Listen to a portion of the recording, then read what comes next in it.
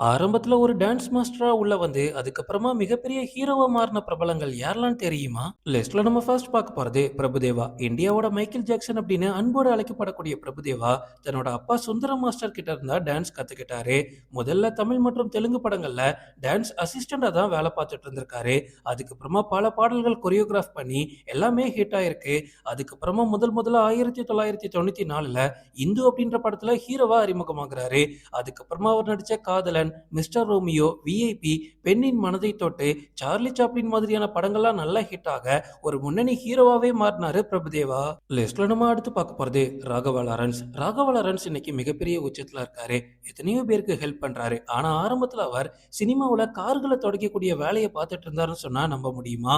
அதுக்கப்புறமா அவரோட டான்ஸ் திறமை தான் அவரோட வாழ்க்கையே மாத்துச்சு.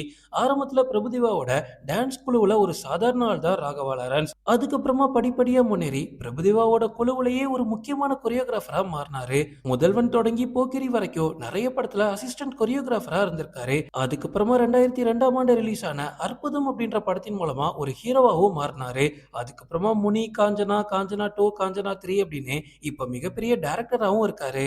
லிஸ்ட்ல நம்ம அடுத்து பார்க்க போறது தினேஷ் மாஸ்டர். கண்டிப்பா இவரை நிறைய பேருக்கு தெரிஞ்சிருக்க வாய்ப்பு இல்ல. நம்ம தமிழ் சினிமாவுல எத்தனையோ டான்ஸ் மாஸ்டர்ஸ் இருந்தாலும் தினேஷோட ஸ்டைலே டோட்டலா வேற.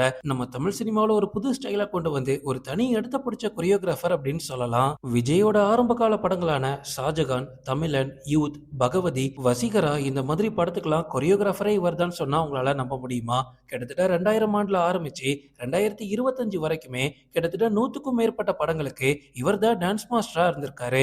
2024ஆம் ஆண்டு வெளியான ரஜினியோட வேட்டையன் படத்துக்கும் இவர் தான் டான்ஸ் மாஸ்டர். இப்படி தனக்குன்னு ஒரு ஸ்டைலை கண்டுபிடிச்ச தினேஷ் மாஸ்டர் 2018ஆம் ஆண்டு ரிலீஸ் ஆன ஒரு குப்பை கதை அப்படின்ற படத்தின் மூலமா ஒரு ஹீரோவாவும் மாறியிருக்காரு.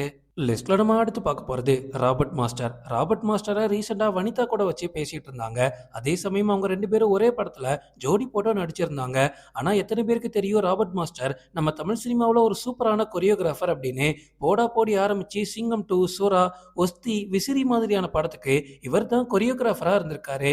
இப்படி பல ஹிட் படங்களை கொரியோகிராஃப் பண்ணிட்டு இருந்த ராபர்ட் மாஸ்டர் இப்ப வனிதா மூலமா ஒரு ஹீரோவாகவும் மாறி இருக்காரு.